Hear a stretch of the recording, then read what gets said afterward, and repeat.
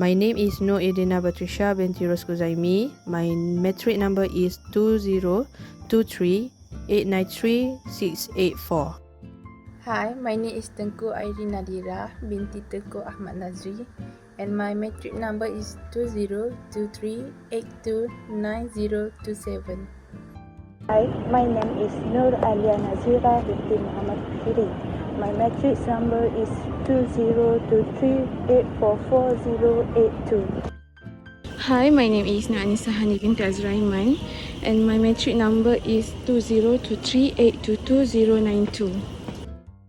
Hi, my name is Wanur Amalia binti Naramizi, and my matrix number is 2023466548.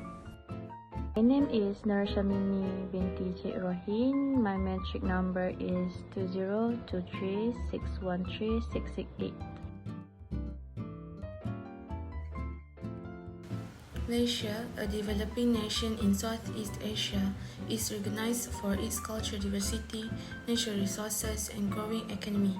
It has transitioned from agriculture to industries, trade, and tourism, making it a key global player.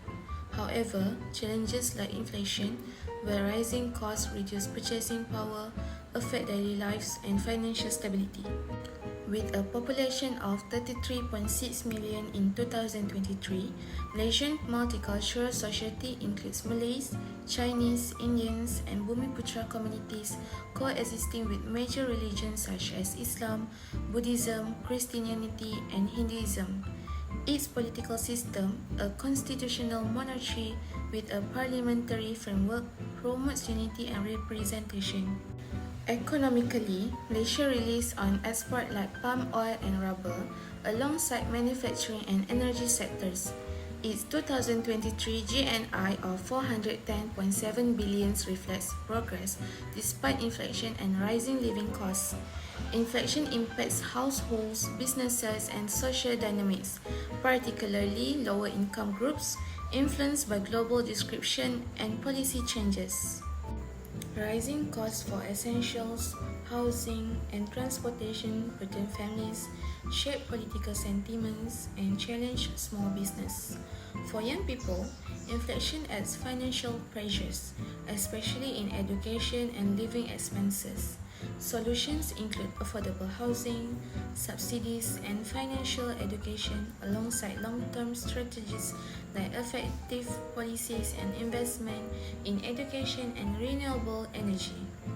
Well, to achieve economic resilience and social harmony, Malaysia must balance growth with inclusivity, requiring collaboration among the government, businesses, and communities. Next, background in Malaysia. The geography of Malaysia. Malaysia in Southeast Asia is known for its landscapes, diverse culture, and tropical climate with hot summers and high humidity. It divided by the South China Sea, West Malaysia borders Thailand and Singapore, while East Malaysia borders in Indonesia and Brunei. Its coordinates are 2 degrees 30 feet north latitude and 112 degrees 30 feet east longitude.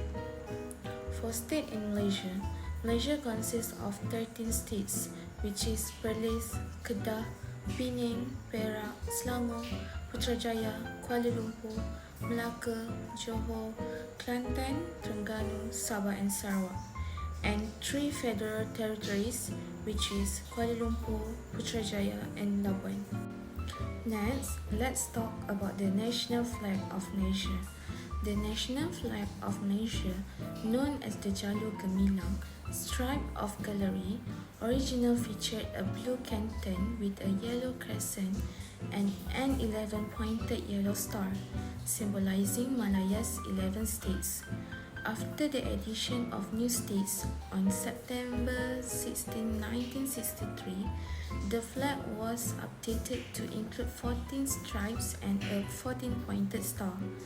The yellow symbolizes royalty, while red, white, and blue reflect the nation's ties to the Commonwealth. The crescent and star represent nation's Muslim majority, and the design is inspired by the United States flag. The demographic profile of Malaysia. Malaysia's constitutional monarchy, which uses a parliamentary system, is headed by a prime minister. The legislative, executive, and judicial branches make up its government. In addition, the Prime Minister of Malaysia is Datuk Sri Anwar Ibrahim, born on August 10, 1947 in Penang, is the 10th Prime Minister of Malaysia. He had a notable political career, including serving as Deputy Prime Minister from 1993 to 1998, with a focus on economic reforms and political stability. For the last point for background in Malaysia is parliamentary in Malaysia. The Malaysian Parliament consists of His Majesty Yang di-Pertuan Agong, the Senate 70 members, and the House of Representatives 222 members. The Agong appoints 44 senators, while state legislators elect the remaining 26. General elections are held every 5 years to choose the 222 members of the lower house. Next, for this slide, we are going to see the population overview in Malaysia in 2023. The total of the population is estimated as much 33,648,920 people. For the sex ratio in Malaysia, which is male, are 17,370,281 people, meanwhile female 60,833,978 people. Malaysia is a multiracial country with diverse ethnic group. Based on current demographic data for ethnic composition, it shows that for Malay it is 15.1%, Chinese 22.6%, Indian 6.7%, Indigenous Bumiputera group it is 11.8%, and for other ethnic group are 8.8%. Next, for Malaysian religious composition, the data show the percentage Malaysia have a variety of religion based on certain people's belief. For religion Islam, the population is 63.7%, Buddhism 17.7%, Christianity 9.4%, Hinduism 6.0%, folk of traditional religion 2.3%, thus religiously unaffiliated is 0.7% and other religion is 0.2%. For economic sector, in this slide, I will show the two main resources, which is primary and secondary resources. So the first one is primary resources. Primary resources is a natural resources that include agriculture that focusing in produce raw materials such as palm oil, rubber, cocoa, paper, and so on. Thus, forestry. Forestry contributes significantly to Malaysian export economy. And lastly, sector fishing. For sector fishing, it supports local and international supply chains. Meanwhile, for secondary resources known as industrial and process sector, there are three types of sector that produce resources such as manufacturing, construction, and energy production. Manufacturing are important in convert raw material into finished goods and boosting their value. And thus, construction is essential for national development by built infrastructure such as residential project or commercial structures. Next, energy production is important to produce natural resources such as fossil fuels, renewable energy, and electricity generation. So next, let's move to the national income in Malaysia. Since gaining independence, Malaysia's economic direction has been heavily influenced by the government through the implementation of 5-year development plans. Moreover, there are three agencies like Khazanah Nasional Berhad, the Employees Provident Fund, and Permodalan Nasional Berhad play significant roles in this process that guided by the Economic Planning Unit and Government League Wealth Initiative. In this slide, we have studied the data inflation in Malaysia. This is the information that has been recorded. So in 2013 to 2014, the rate steady increased from 1.66% to 2.11%. In 2015, inflation rose significantly to 3.40%. The rate decreased to 0.88% in 2018. And in 2019, the rate reached the lowest point at 0.66%. But unfortunately, in 2020, the rate increased sharply to 3.38%, but it getting slowed down to 2.49% in 2023. To conclude overall data, it shows that yearly percentage change indicate both positive and negative trends. Thus, inflation reflects economic cycle of expansions and constructions. It is also influenced by various geopolitical and economic factors. Okay, I will be presenting an analysis of inflation trends and the key issues behind them. Let's begin with the key trends over the past few years. The first key trend is pre-pandemic stability. From 2013 to 2019, inflation rates were stable, averaging around 2%. This reflected steady economic growth and effective management of prices of essential goods. Second is pandemic disruption. In 2020, inflation dropped significantly to negative 1.1%. This was due to the COVID-19 pandemic, which disrupted economic activity, reduced consumer demand, and brought many sectors to a standstill. Third is post-pandemic surge. In 2021 to 2022, with the reopening of the economy, inflation surged to 3.38% in 2022. Despite what caused by global supply chain disruption, rising oil prices, and adjustment to government fuel subsidies. Moderation in 2023. In 2023, inflation is slightly to 2.49%. While this shows signs of stabilization, essential goods like food and transportation remain constantly for many households. Now let's move on to the key factors driving inflation.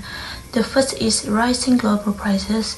The cost of imported goods, including food and fuel, has increased significantly, directly affecting domestic price.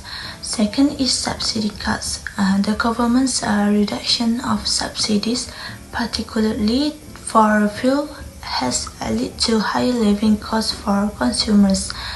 Third is economic recovery. After the pandemic, economic recovery resulted in higher consumer demand, which put upward pressure on prices. Lastly, the depreciation of the ringgit has made imports more expensive, future fueling inflation. In summary, inflation has been influenced by global and domestic factors, ranging from pandemic disruption to the policy adjustments and currently challenges. Moving forward, addressing this issue will be crucial to ensure economic stability and reduce the burden on consumers. The first point of the effects of inflation in Malaysia is erosion of purchasing power, which is rising price reduce the ability to afford the same goods and service. Also, for the middle and lower income households, face financial stress as which may not match inflation. Next, decline in savings value as per saving lose value when inflation exceeds interest rate and push individuals toward riskier investment like stock or real estate. Adding on, higher cost of living, essential expenses like food, housing, and transportation increase. In Malaysia, this is particularly evident in urban areas like Kuala Lumpur and Penang, where housing, transportation, and healthcare costs have been rising steadily. Additionally, challenge for business rising costs for labor, utilities, and raw materials reduce profit margins. Uncertainty in planning long-term investment hinders innovation and growth. Last but not least, for the economic impact, reduced disposable income affect saving and discretionary spending also slow economic development due to planning difficulties and higher costs. Alright, let's me explain about fiscal policy. The first is reduce government spending. The government can reduce inflation by cutting back on unnecessary expenditure. Excessive spending, especially on large infrastructure projects or non-essential areas, can increase demand for goods and services, leading to higher price. By prioritizing essential sectors like healthcare, education, and public welfare, while delaying or cutting less critical spending, the government can help lower overall demand in the economy and ease inflationary pressure. Second point is increased tax. For example, raise tax both direct, such as income tax and corporate tax. Second is indirect. For example for indirect is goods and service tax can reduce disposable income for households and businesses. This helps control excessive spending and demand-driven inflation. However, the government must carefully implement tax hikes to avoid overburdening low-income groups or small businesses already struggling with rising costs. The third point is maintain fiscal disciplines. Fiscal discipline is critical to ensure the government's financial management is effective. This involves reducing wastage, corruption, and mismanagement of public funds. By practicing fiscal responsibility, the government can gain the trust of investors and citizens, while also ensuring that funds are used for productive purposes, contributing to economic stability. Next is support vulnerable groups.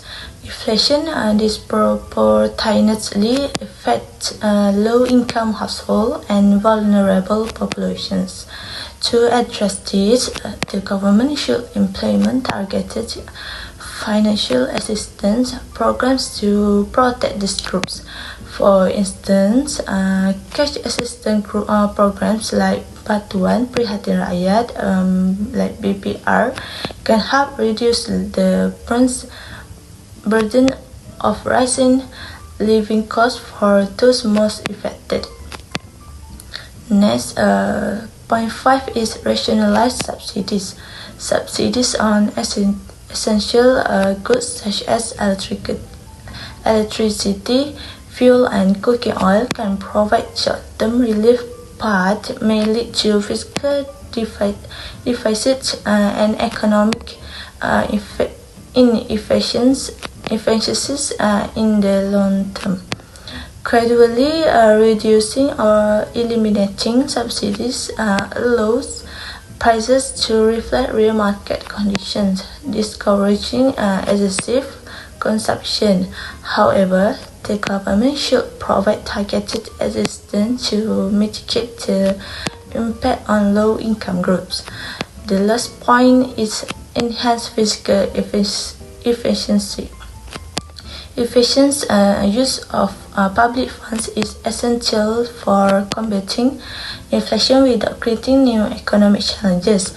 The government should focus on investing in productive sectors such as technology, education, and renewable energy. By reducing corruption and improving resource allocation, Malaysia can promote sustainable growth and economic resilience.